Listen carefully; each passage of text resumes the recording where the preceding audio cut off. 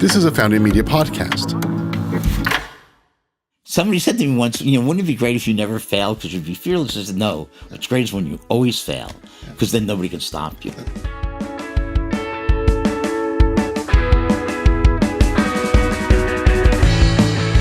Hi, welcome to another show of Masters and Founders. We are here with a special guest that knows a little bit about film, a little bit about music, a little bit about festivals, Lewis Black, and we are going to learn so much about the journey.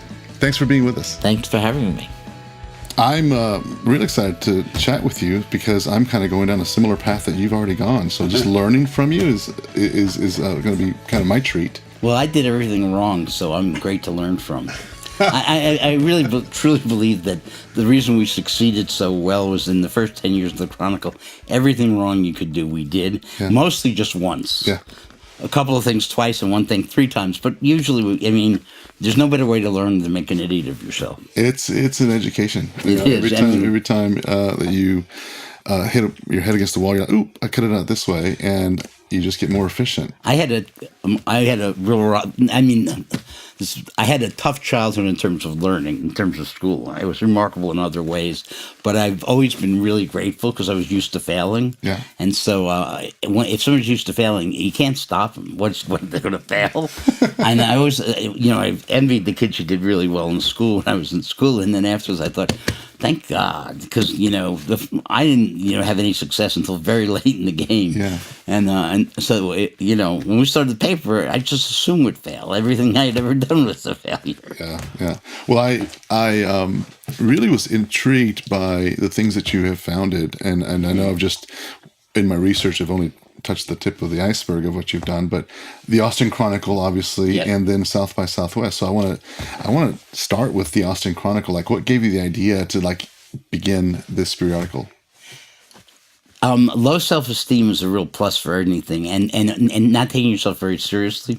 So I actually, my friend Joe Dishner and Nick Barber decided to start the paper, and they approached me. I'm the first hire. And sometimes I redo my histories. Have you ever seen that book of photos from the Russian Revolution where it starts out like 40 commissars and ends up with just Stalin? Yeah. That's my ambition. When I tell these stories, no. But they approached me, and I agreed, and then they approached some other people, so 6 of us, and started. We worked at the Daily Texan. The Daily Texan had a Monday entertainment supplement called Images, and it was not uncommon that Sunday, 2 articles would fall out, and I would write one, and Nick might write the other, or somebody else, and so we were really good at writing. We didn't edit, we didn't sell ads, we didn't have to deal with personal, but we figured we could do a publication because we could write, which turned out to be dim-witted. But so they approached us, and we spent months talking about what it would be, and then launched in September of 1981. And I thought I'd be there about a year. I thought, I don't think I looked up for a couple of years. And during the second year, Nick and I tried to give it away, literally. And in that process, discovered that nobody else really understood it but us. Right. And so I kind of became reconciled that I was going to be there for a while. And then in 87, we started South by, at which point I kind of reconciled that I was going to be in Austin for a while. Yeah. Up until then, I'd been living different places when I came to Austin. And so that's what I thought I'd be doing. But, at a certain point, I realized, the Chronicle's not going to move, and South by's not going to move. Yeah. So the idea really was we worked for the Daily Texan, and we thought Austin needed a paper like the Village Voice, which is the inspiration for all those papers. So we thought we'd start out our naivete is astonishing because we thought we'd start it and other people would take it over, and we'd go do other things. And that theory didn't work out. It's amazing how, though, this happens. Every founder's got their own journey, and what you think you start out with just evolves and changes, evolves and changes. And before you know it, you're like, well, this is not what I had in mind, but awesome. Yeah, what John Lennon said, life is what happens to you while you're waiting. And I'm in that ridiculous position where my life has been so much better than I ever would have imagined. It isn't like I didn't dream of being a rock star. Right. I can't sing, I can't play an instrument, and but yeah, sure. But that wasn't real. In terms of what I was really going to do, I don't think I knew. Right. And I've ended up getting to do some incredible things with amazing people over a really long period of time. And the paper was kind of the first step in that direction. The real first step was I came to UT to be a graduate English student because I had my undergraduate degree in English, and I really hated it. And I grew up when I was 12. I became really good friends with a guy named Leonard Maltin, who then went on Entertainment Tonight and put out all those TV movie books and was a famous film historian. And we're still friends. Yeah. But he knew some people in the film department. So I went and I started hanging out there a little bit. This is 76, 77. And they said, anytime you want to become a graduate film student, you can. And I thought, you don't study film in college. Right. And I've been watching films fanatically since I was 9 years old. Oh, wow. And Len and I had been going to New York since we were 12. At that point I had seen, and we were watching Silence and we were watching Serial Chat, stuff nobody else was watching. We were just devoted. Yeah. And so I really knew my stuff. And another semester as an English graduate student, I realized I couldn't go on, so I transferred into the film. And when I became a film graduate student at UT, I became like an academic star for the first, and I had been an academic failure. I mean, I'd done horribly in school. I hadn't done well in college. And all of a sudden, now I knew this stuff, and I was very highly regarded. Important part of explaining this is my older sister, Annette, who's 18 months older, but a year ahead of me in school, is an academic superstar. She literally is. Her name has come up several times in conversation. If you talk about education on the East Coast, she ran Milton Academy. She ran a school. Columbia had started a school project that wasn't working, so they hired her. She shows up in all these places. Yeah. So, I like when I was in junior high, where you transferred classes. The first day of class, they go, "Oh, Louis Black, are you Annette Black's brother?" Right. And you just know it's going to be ugly. There was that shadow that you had to oh my and so God. I not only had done badly, but I had done badly in a context where it was obvious I was doing badly. Right. And then, so when I started at UT, it was great. I mean, I was having a grand time, and then my friends said, let's start this paper. And so I said, sure, and we started the paper. And then I was, 10 years later, it was, I woke up from... it wasn't bad for 10 years except for me. I mean, I think things got better along the way, but I think it was really 6 or 7 years. I tend to be focused on the negative, on what's not working. Yeah. And so it was a long time before I appreciated that things were working. That's awesome.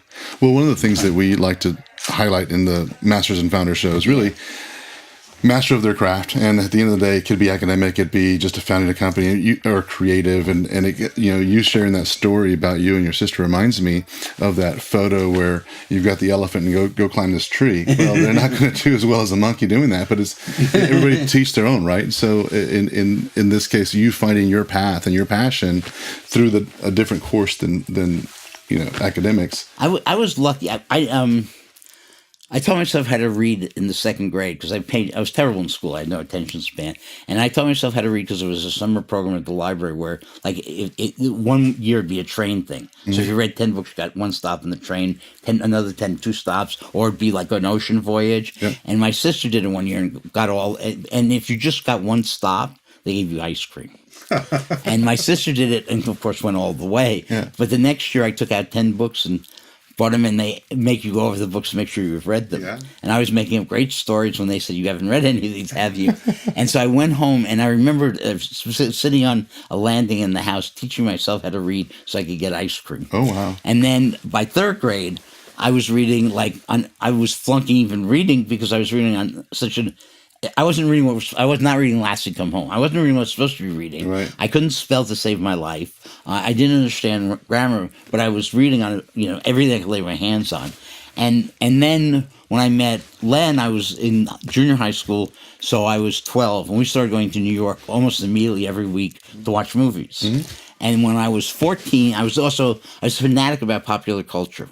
And so I was really into comic books. I was a comic book collector. Mm-hmm. When I was 14, I found that there was, in the town next to me lived a guy who was a comic book writer, not an artist, a writer, but he was like a major figure. And so out of nowhere, I wrote him and asked him, this is so unlike me, but I wrote him, see if I can interview him. For what, I have no idea. I mean, I wasn't writing for anybody. And he said, sure. And I went over there, and he became a mentor. His name was Otto Binder, and he wrote, for example, many of the original Captain Marvels, those comics. Wow. But also like all the weird Superman stuff in the 50s, like if you know Superman, Bizarro World, and all that's all Otto. I mean, and everybody knew him. So, and when I was a kid, I'd go to the very earliest comic book conventions with him. Yeah. And so we'd sit in the bar, and like Stan Lee would come by to chat, or Jack Kirby. Yeah. So my whole life, I was driven by passion. I read everything I could lay my hands on. I saw every movie I could see. I read it. I mean, I was just driven by I wanted to know, right. And so I was always learning. And I did, and set against this, I did terribly in school. Right. I'm dyslexic slightly. I like to say slightly. So I don't want to brag that I was really dyslexic. Yeah. But I would like take spelling tests when I was in elementary school, and the teacher would call my mom up to say, well, he got all 25 words wrong, but he put seffling on the top, not spelling. So and that was like amazing. Yeah. So academically, I was disappointed in my parents. I was always in a certain amount of pain because I wasn't doing well. On the other hand, I was going to New York to watch movies. Then I was hanging out with Otto and meeting all the comic book guys. Yeah. Then when I kind of got into rock and roll, I was already so used to going to New York. So I had a blessed childhood that I didn't know I was like probably in my 30s. Right. And I would always tell everybody how bad my childhood was. Right. And I was explaining to somebody, well, on Saturdays, Len and I would go see movies all day, and then Sundays I'd hang out with Otto. And in the middle of kind of explaining this, I realized, there's a downside, but most of it went right. But what drove me was passion. Right. I didn't do stuff I didn't want to do, right. But I was just, when I got into something, I got fanatical about it. I want to know everything you could know. When I was probably 12 years old, went to visit my uncle and my dad's brother, and he gave me 25 cents to go buy comic books at the drugstore. And one of the ones I bought was Fantastic Four #3. Okay. And in Fantastic Four #3, the Human Torch, I didn't know, this is the very beginning of Marvel, so I had no Spider-Man yet, none of that. So I didn't even know what I was buying, but it looked interesting. And in the middle of Fantastic Four #3, they're in a flop house on the Bowery, and the Human Torch lights his finger and shaves this guy, who turns out to be the Submariner. Okay. And they make reference to 40s comic books. Okay. And I'm sitting there, and when I read this, I thought, there were comic books, there were old comic books? I mean, I can't even tell you what like a eureka moment that was. And so then I began reading everything I could find about comic books. And then when I met Otto, who'd been there through all of it, it was amazing. And then with Len, I fell in love with movies. The transitional moment, I was 9 years old. This was my grandmother's house in Lakewood, New Jersey.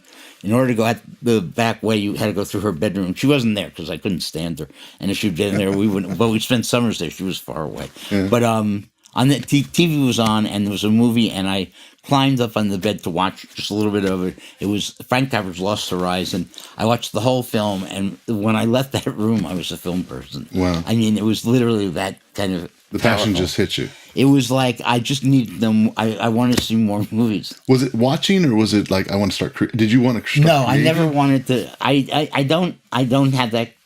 I didn't think I was capable of anything. Okay. So I really didn't think I could direct. Right. I just wanted to. I kind of knew I was an academic, and later turned out I wasn't even a good academic. But I just wanted to know. I had so few skill sets. On tone deafs, you can't read my handwriting, much less draw. I'm totally not interested in sports, which alienated my dad no end. And I didn't literally nothing I did looked like it would ever lead to anything. Right. So I was unhappy. But on one hand, but on the other hand, I was like on this quest that I didn't realize until much later. Yeah. And so, and it was amazing when Len and I would go in the city around 14th Street, where the Strand bookstore is now. But there used to be 40 used bookstores. It's called Book Row. By the time we were there, it was maybe 20. But we'd start there early in the morning because we'd go look at books. We we both read a lot, and then also Len always had little film magazines. Mm-hmm. So we would go to the place where you could buy movie stills because he was doing articles. So we had to find movie stills to go along. And and Len and I could get very funny talking about all these different places. Mark Ricci, the Mexican bandit, but we won't. But so we would go there, and one of the places we went was a place called Movie Star News, where what was her name? Pauline Claw, I believe was her name. Was very sweet, nicer than many of those people. And like many years later, Len sent me a clipping because what I didn't realize was.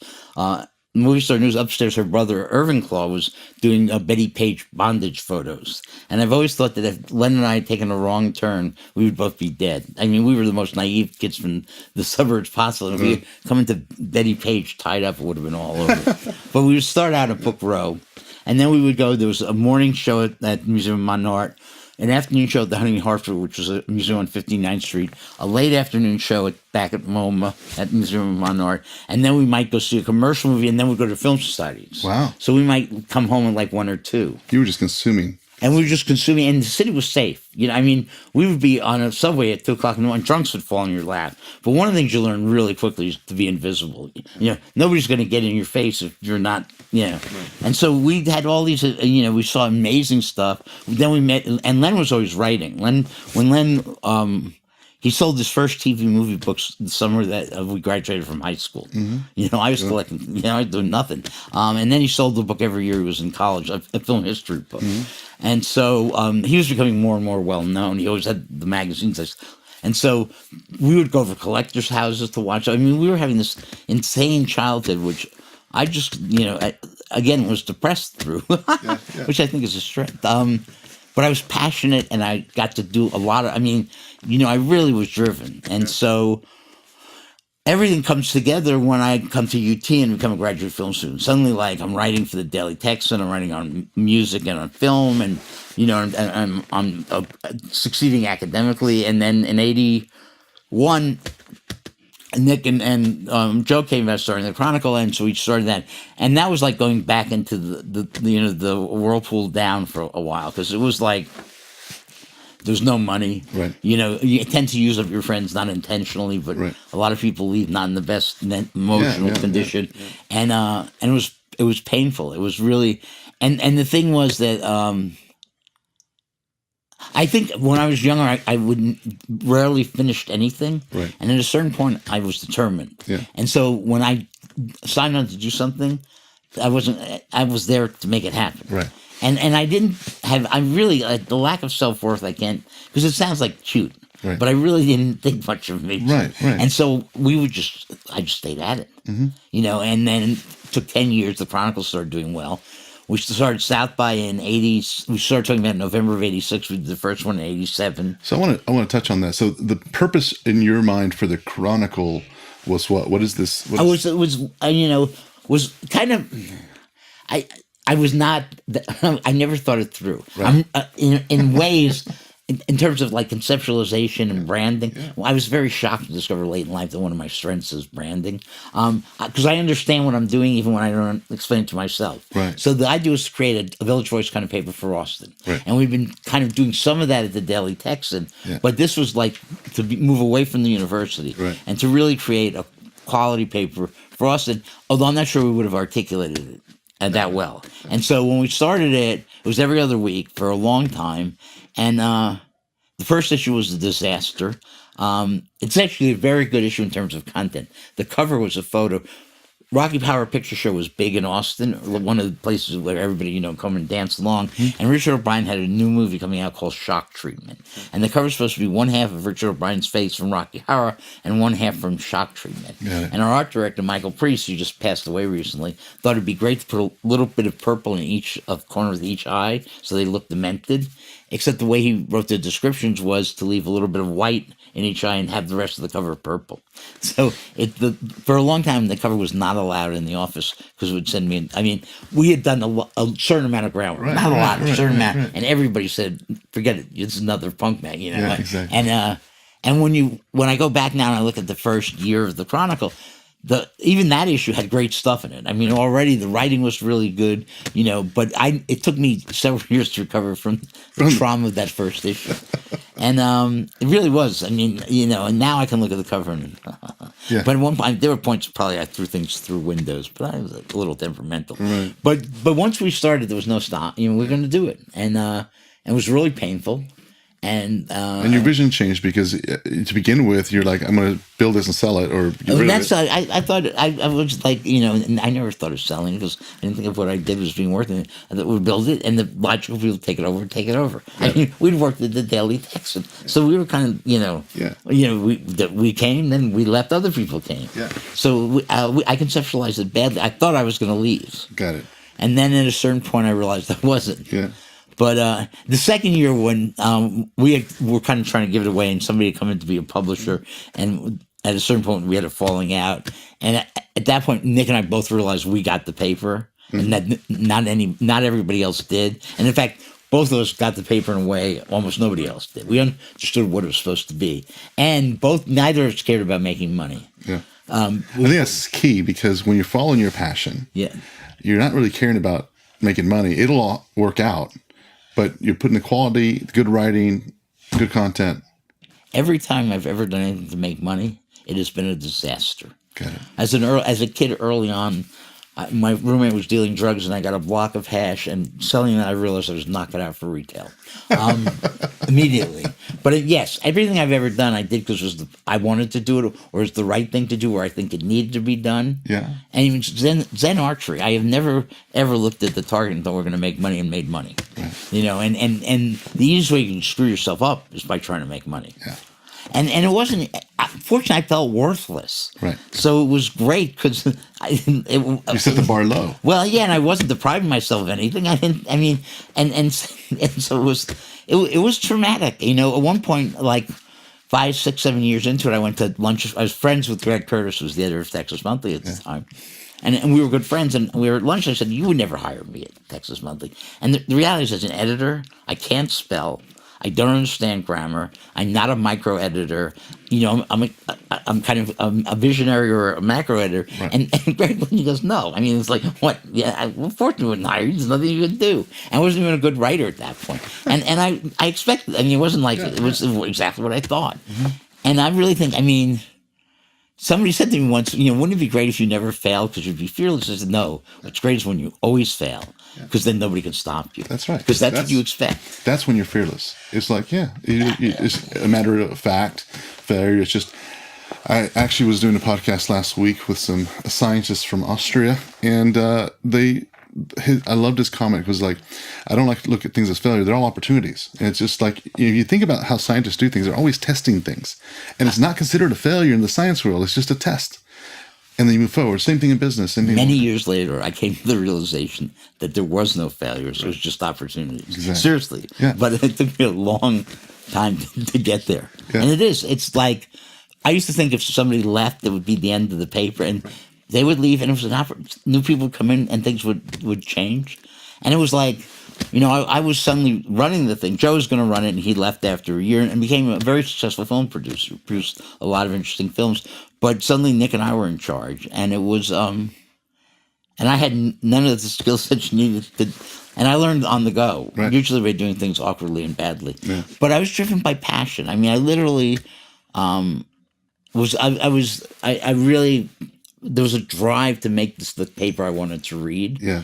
And in the early days, it was amazing. We had no money, and I'd fire writers. One time, 3 writers came into me to tell me that we really weren't paying enough, and I said, and they were freelance, but I said, that's great because goodbye, because I was thinking they weren't good enough. Right. I mean, and what I expected people to do had to do with my vision that I didn't even understand was a vision. Right.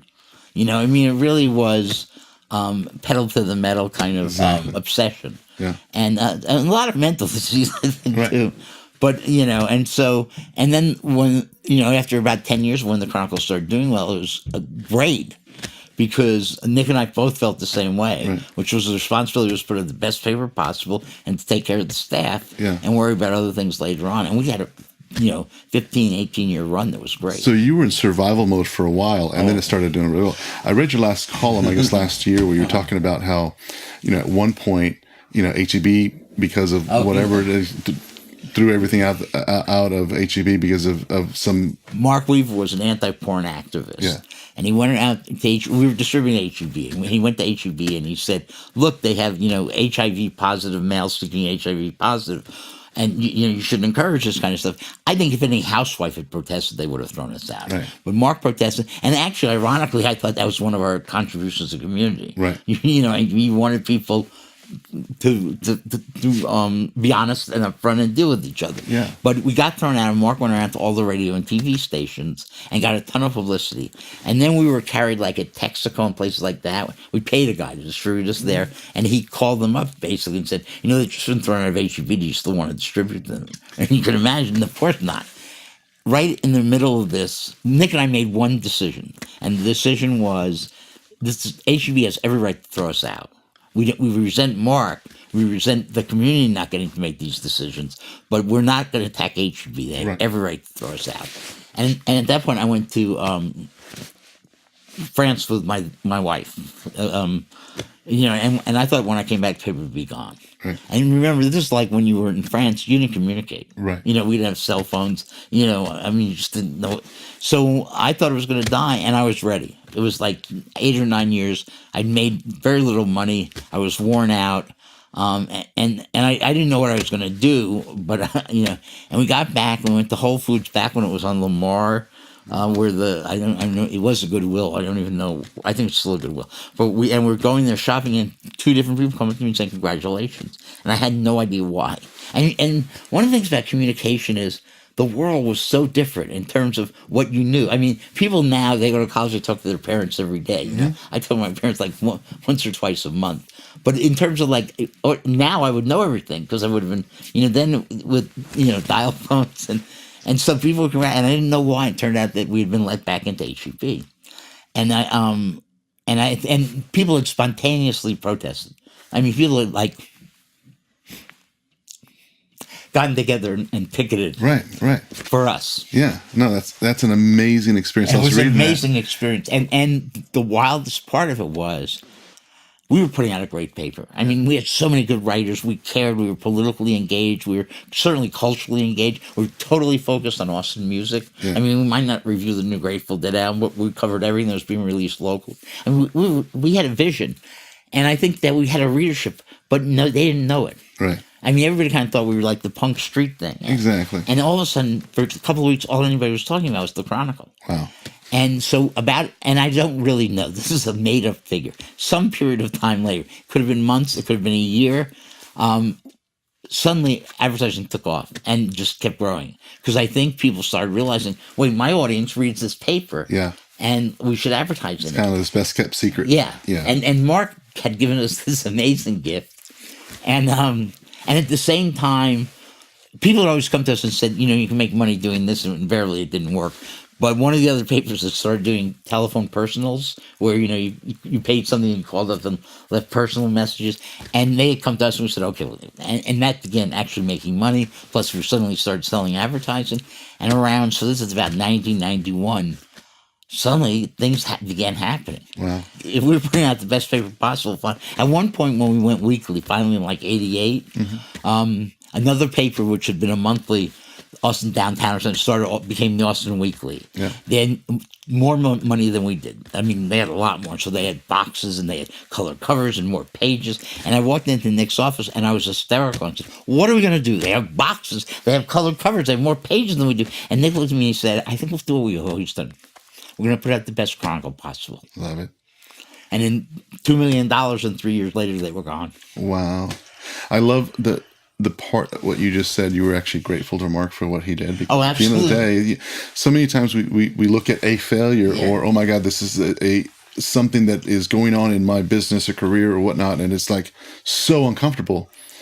But then it turns out to be a blessing. I went to lunch with my son recently, and he said, okay, if you could redo your youth, what would you do differently? And I was really unhappy. I mean, I can tell you the stories now. It was amazing, incredible things. But I was pretty unhappy. I said, nothing. Because I have no idea. I know that any misery I had in the beginning contributed to where I am now. And I wouldn't be any other, I wouldn't say, I get rid of this, because who the hell knows what makes you who you are. Exactly. Literally, I was in the Netherlands giving a talk at something, and the boyfriend of the woman who was running things would work with attention deficit disorder children. Mm-hmm. I think I have AD, attention deficit disorder. It's not a deficit. It's not a disorder. It's a different way of paying attention, Exactly. and it certainly has paid off for me. I mean, it's a totally different way of paying attention, and I think that I have it. It's been Exactly. amazing, and I think we find lots of entrepreneurs have it. Yep. It's a different way of paying attention. But he was telling me how great they were with the kids now and all the stuff they do. And at one point, I looked at him and said, I'm not sure you're doing the right thing. Because maybe it's better for them to have how hard it Exactly. is. Yeah. In a way, if when I came up, I wasn't even ADD. I was an underachiever, Right. which kind of meant you were lazy and stupid. It definitely meant you were lazy, and so and I wasn't even one of the underachievers they thought could achieve a lot of. You were just labeled. I was just and it was a blessing. Yeah. I mean, I failed at a lot of things, and again, at the time, I would have changed out. There was a science fiction story, comic book story, where like a guy, aliens leave like a pod behind, and turns you go in there, you become exactly who you want to be. I used to dream about that happening, so I could like play sports, and thank God it didn't. Literally. That misery that it was was the fuel for everything that happened. The life path you had. And again, very few people have gotten to do what I've gotten to do Right. and enjoyed it as much because I got it. I had no expectations, and so it was great. When you're talking about directing, when I was a graduate film student, I decided we were going to make a film one, like a basic undergraduate, because I thought if I'm going to write about film and study film, I should know film. So I wrote it and produced it. I got everything together, and I was doing it with two friends. One of them was shooting it. And so the first day we were all set up, and my friend Ed Lowry, who's doing it with me, says, okay, where do you want the camera? This is the very first shot. And I just stood there, and I thought, I have no idea, nor do I care. I'm not a director. And he directed it. And I was happy with it, and I never wanted to be a director. I mean, which is, I wanted to be a rock star, but I never wanted to be, because I knew I didn't have the chops. Right. Which is ironic, because later on I co-directed a Linkletter doc, and now I'm going to co-direct some other films, but because I know what I can and can't do. Yeah. Knowing what you're gift at. One of the early things I was very good at was knowing what I could and couldn't do, and I knew what I couldn't do. So you hired people who could do it, or you created, I mean, it really was. I could probably write a book on success now because I backed into everything. But and when I literally I never, if I couldn't do it, I didn't pretend. I didn't have any ego. I couldn't do it. Right. At an early point, I realized like everything I did was kind of like a Roadrunner cartoon. Like I would go off the cliff. Yeah. And sometimes, amazingly, I'd run in air for a long time, and sometimes you'd fall. You weren't going to die. Yeah. As soon as I forget, you weren't going to die, and the worst thing was having you're going to lose money. I had none, or be embarrassed. I was always embarrassed. So, I love that. That mental image. I talk about entrepreneurism and jumping off a cliff and building a parachute on the way down, but I love the Roadrunner. I hit the ground a number of times, and then after a while, I used that example. But after a while, I didn't hit the ground very. I mean, more often than not, we had these crazy ideas, and because it was an extraordinary community. I was always lucky as to who I got to work with. Tell me about South by Southwest, because now how many years is it? 87 is the first one. So the New Music Seminar in New York was the big deal. And Roland Swenson, who had worked for a record label when it went under, he was working for the Chronicle, went up there, and he was very high on it. And the guys came about starting a regional branch. And thank God for cocaine, because they didn't. And so Roland Swenson, who worked at the Chronicle, and Louis Myers, who managed bands, came to Nick and I one day and said, why don't we start a regional conference? And my first reaction was no. Shows how smart I am.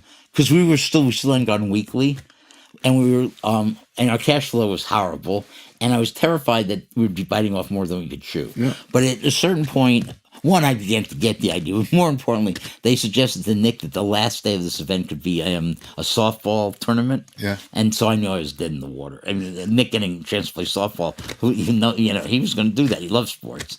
So early on, I said fine. But I did. If anybody says I said no at first, yes, I said no. And then early on, and so this is like around November of 1986, we decided to do it. And then basically it's a lot of me and Louis Myers and Nick and Roland sitting, and Roland was kind of the visionary who really got it. But sitting around a room talking about what it would be. And it was going to be for only 5 states. It was regional. It's called South by Southwest because it was just going to be Texas and Colorado and Louisiana. I can't remember. And we're sitting there trying to come up with a name, and I'm thinking of North by Northeast, the Hitchcock. And I said, what about South by Southwest? And Roland on a piece of paper writes SXSW, like within a minute. And it was like, okay. That's it. That's it. And it was a concept, and and part of it was the notion, we were very punk. And the whole notion is there's no difference between who's on stage and who's in the audience except for that foot and a half that the stage. And that you learn best from, like we started paper in 81, like 85 or 86, we had gone to there was Alternative News Weekly's convention, and we went. I love to tell the story. Like, it was in Maine, and we flew into Boston and drove up to Maine, and like before we went in, like we were in t-shirts and torn jeans and stuff, but I had a button shirt, so I took it. It was wrinkled and everything, but I took it out because I looked good. And we walk in, and it's mostly like ad reps and publishers, and they're all really well dressed. And I looked at Nick and I said, "Well, we've met the future, and as usual, we're not well dressed." But we learned stuff there. I mean, and actually, and we didn't get in. We applied for membership, we didn't get in. And rather than cursing them, we said, "That's right. Let's get better." And we worked our asses off and got in the next year, and eventually became one of the most successful papers in the organization. But it was really like, when people were criticized stuff, you didn't get mad. Well, sometimes you did, but I mean, you made it better. Yeah. I mean, the irony, the sweetest thing is when people tell you can't do it and you do it. Yeah. And I've had a life where people again and again have told me you couldn't do it, yeah. and I've done it, and it's been because it's been the cool or the right thing to do. So we agreed to do South by, and we remember, like, we had never done anything like this. I mean, we hadn't put on a convention. We sent people letters. We'd call up like record company execs to ask if they would be on a panel. And at the end, if they said yes, now you have an expense account. Can you registration only $40. Can you buy one? But so the other notion was, one was no difference between the audience and who's on stage, and the other was you learn best from other people. Especially people who were working in it. So those were the two premises, and we did the first one in March of '87, and we thought maybe 300 people would show up, and 700 people showed up, wow.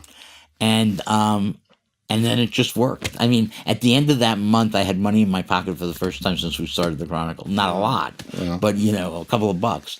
And as I like to say, euphemistically, we started South by the cash flow of the Chronicle. Mm-hmm. There was no cash flow. I mean, we could barely pay our bills. Yeah. But we started with no money. But it was an idea, and we were passionate about it, and we spent an enormous amount of time talking about every detail. And after the first one, we didn't say, okay, let's do that again. We said, how can we do it better? Yeah. And we spent an incredible amount of time talking through everything. Nick Barbaro, there's nothing Nick Barbaro loves more than a 6-hour meeting is a 7-hour meeting. And I'm like a 7-minute meeting. I know that I'm like, can we go now? And in a way, all these different talents, Louis Myers had run clubs, been in bands, book bands. Roland just had a certain visionary thing, plus entrepreneurial. But the four of us together were very different people, but we turned out to be a great team. And so we started South by, and fairly early on, it became apparent it was going to work. I didn't know this. I was like the third, and I can tell you stories, but like the third or fourth year, I was at a swimming pool at a hotel, and I was apologizing to somebody, and they looked at me and said, "Are you like crazy? This is the best experience all year." Nice. And I always, I just focus on what's not working. Yeah. Because that's my responsibility, is to make that work. I wrote a column once on, do not tell me to relax before South by. I want to wake up at 3 a.m. and go over everything again in my head, because I would rather not sleep than have something go wrong. Produce the highest quality content or production and that was always, it was never about making money. It was about serving the audience and doing the best job possible. And so we really, we loved the music. We really cared about it. We loved that energy, that interaction. Early on, I remember we did a panel on signed and dropped, because everybody thought you got signed and then you were in heaven. So we did the panel, what happens when you get signed and dropped, that it doesn't happen. And it was really, it was an incredible experience. Yeah. It was a lot of work, but unlike the Chronicle, you kind of knew it was working early on. I didn't, but everybody else did. Well, when you have 700 in your first show, expecting 300, that's... It was, yeah, and then it was like, and it just kept growing. And do you have an idea what the numbers are now? Oh, tens of thousands. I really don't know. I mean, because now, one, they've tried to integrate everything. I'm not as involved as I used to be, and they try and integrate everything together. I mean, I know, like, tens of thousands come, and then hundreds of thousands come to Austin. Right. The numbers are probably amazing. Yeah. But I'm just not on top of them. Yeah. But it wasn't even the numbers. It was that would begin to. You could see the influence, impact. Yeah. You could really see, like, one.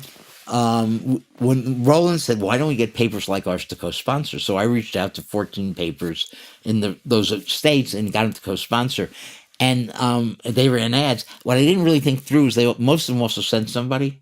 Roland's smarter than I am, but and so all these guys who wrote about rock showed up, and they picked up the Chronicle, and they said, "Wait, they're writing about Austin music. They're not writing about the Rolling Stones or the Grateful Dead.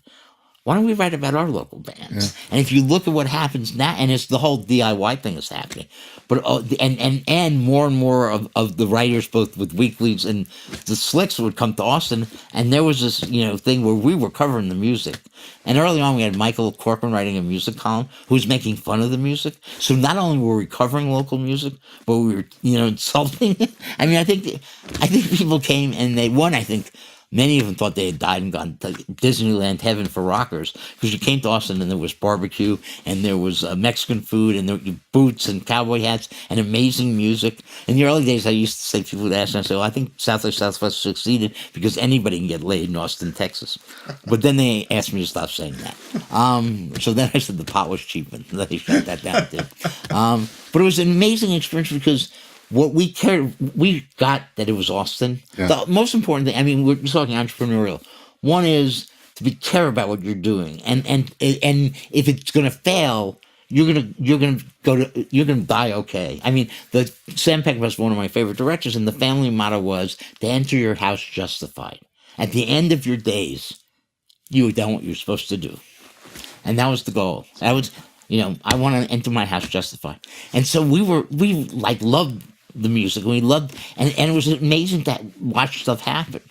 And then incredible things would happen. And one, early on, people say who was signed. And in the earliest, we would never say anything. Because it's rare that somebody walks in and sees an act and signs them. Right. That happened. Right. But sometimes they would have been following an act for a while. They signed him at South by because it was good publicity. Mm-hmm. Or they started watching him at South by and followed him. Yeah. But we let the acts claim that. So suddenly our names began popping up in a lot of places. And it wasn't us, it was them. Right. And then the other thing it was amazing, was suddenly March became a month that new albums got released. Wow. Because they coincide with that. And it was like, okay, really... And it was, but the bottom line was, we loved the music. And Brent Grilke, who died a few years ago, and I think, it was one of the saddest things. But Louis Myers, I tell these stories awkwardly. Louis Myers, who ran the music festival, left after the first 6 or 7 years. He had to turn down too many bands, and right. He was kind of overwhelmed. And our friend Brent Grilke, who had been a music editor at the Chronicle, who we'd known, took over. And Brent really was an amazing person, and ran the music festival for years and years.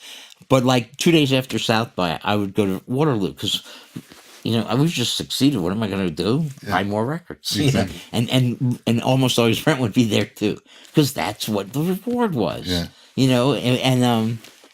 So it was an incredible experience. And then that evolved to beyond music into film. Well, we had always decided we wanted to do film, mm-hmm. and because we were film guys. I mean, literally, Nick and I had met as graduate film students, so we wanted to do film, and we thought we'd have a little boutique film festival.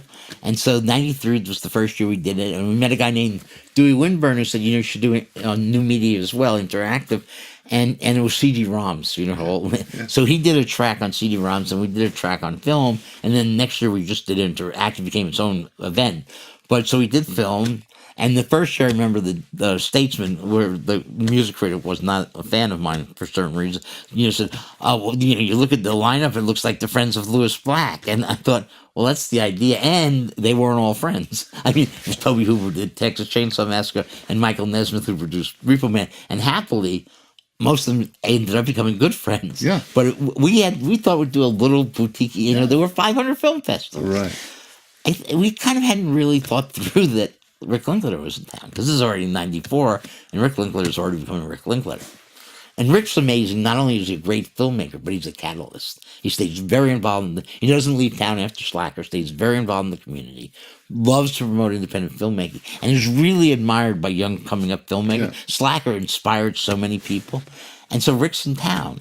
And so 98 or 99, we're having a party at my house, and I look around, and it's Steven Soderbergh, Kevin Smith, Robert Rodriguez, Rick Linklater, Quentin Tarantino, Guillermo del Toro. I mean, and I had two thoughts, one of which is, if the roof caves in, American independent film is in very bad shape. Yeah. But then the one that's most indicative of me was, well, what the hell are we going to do next year? Right. I mean, this is great, but next year we're going to look like fools because we can't match this, and it took off. I mean, and it was, again, we cared so much, and which made it a privilege. I mean, literally, life has been really, really kind to me. Yeah. But if certain things hadn't worked out, I'd still be pretty okay. Well, what I think is cool is the way you see life. I saw something online, you see it all the time. It's like, building a business is hard, life is hard. If you keep your vision saying that that's what it is, and you don't see that life is actually easy or kind or that kind, it's just the attitude that you actually pay attention to. When I edited the Linklater doc, and this just brought it into relief, I realized, like, early on, 5%, 2% worked and 98% didn't.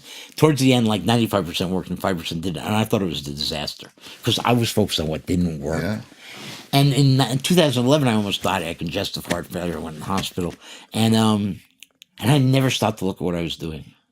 So if you had asked me, I would tell you that I failed. Because all the things I thought I should do that I didn't do, or the things I didn't do as well as I wanted. Yeah. And then kind of when I came out, and people began treating me really well, which I didn't expect. Yeah. I mean, I was used to people hating me as the editor of the Chronicle. And, like, people wanted me to consult on films or come talk to me. And it took 5 years. I mean, I'm still in this process of kind of coming to terms with this other Louis Black who seems to be hanging out with me, who people have feelings for that I don't. But and it was really bizarre. I mean, it was so completely bizarre because up until then I was just driven and I was scared to death, always, and I was worried about the next project and doing it right, and I was worried about taking care of the people we were doing it with. And when I stopped to look around, it was like, thank God I hadn't looked around earlier. I would have fallen.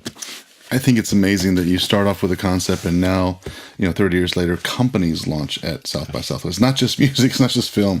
It's startups come and launch at this event because you got so many people there. So it's just... Yeah, and like, when, what's it, Twitter. They launched at South by. Did they? Yeah, it was a big deal. What I'm really proud of, though, is where two people met online and went and made a film or formed a group. I wish I remembered the guy's name. There's a guy who'd been in a group and it had been kind of successful, but it had fallen apart and he was waiting online for something. And there's a group of young kids who were very hot, and the band was very hot, and they started talking and he came back. Nice. Those are the stories. Yeah. I mean, film, the money thing, that's okay. And launching, okay. It's about creativity and it's about how we work together. And I really have a hard time now because, it's being cynical is very cruel. And I have the problem of most of my life, I watch people say, I want to do this. And the ones who stuck to it, not all of them, and some of them, fate was cruel to some of them. But most of them, they're doing extraordinary things because they were determined to do it. Watching Rick Linklater come into his own, he does, the first film he does is You Can't Learn to Plow by Reading Books. He would put the camera, turn it on, turn the sound on his belt, and then go act it. I mean, he was teaching himself how to make a film, and it was a feature. Yeah. And he wanted to make sure he could do a feature, and that's his first film. And I was interviewing Kevin Smith for the doc on Rick, and Kevin goes, we're both comic book guys from New Jersey, and so we get along. So he goes, wow, I thought you got to see Plow when Rick first made it. And I'm like, well, no, I didn't. And then next time I saw him, this is how petty a human being can be. And I said, did you screen Plow when you first made it? And he said, no. He said, I edited it using Austin Cablevision's facility, so I had to promise him a couple of screenings. Yeah. But I didn't really screen it. And I think I probably presented the first real screening at the first South by Southwest because I was looking for films. But I know people have made the lamest first film or the worst first novel or the and they want you to listen to it endlessly or watch it. And Rick didn't even show it. Next film was Slacker, which I'm in, thank God, because he asked if I would be in it. And at that point, I had done a couple of films, and they were tedious and not fun. And again, I'm so. I thought, well, Rick's not a filmmaker; he's a film programmer because he was Austin Film Society at that point, and he programmed films. He's not a. But that day, I said, what? And he remembered the story. I didn't. I said, what's the role? And he said, paranoid newspaper reader. I said, well, I'm perfect for that. Nobody's more paranoid than I am. Yeah. But thank God I went and I showed up, and I made 7 seconds in Slacker. And when he gave it to me, this story I've told so many times, but I watched it VHS, and I fast forward because I love long takes, and I knew it was long takes. But I watched my parts a couple of times, but I didn't think about it. And then a writer wrote something for the Chronicle, which we started on the cover, and I read it, and I thought, wait, this film's about something? I thought it was just my friends. Yeah. So I had to watch it again. And I liked it, but I didn't get it until Dazed and Confused. When I watched Dazed and Confused, I remember sitting there thinking, oh, he's a serious filmmaker. That you could see the similarities. And even later than that, where I love those movies, but late in the game, I remember thinking, and it was never familiarity breeds contempt, because I was always a fan. But I remember thinking one day, shit, if I didn't know Rick Linklater, he would be one of my favorite directors. If you asked me who I was lucky. I saw in 1976 at a drive-in, I saw Caged Heat, which was Jonathan Demme's first film that blew me away. And a few years later, I sent him a fan letter and some academic stuff I'd written on him, and we became very good friends from '81 until he died 2 years ago.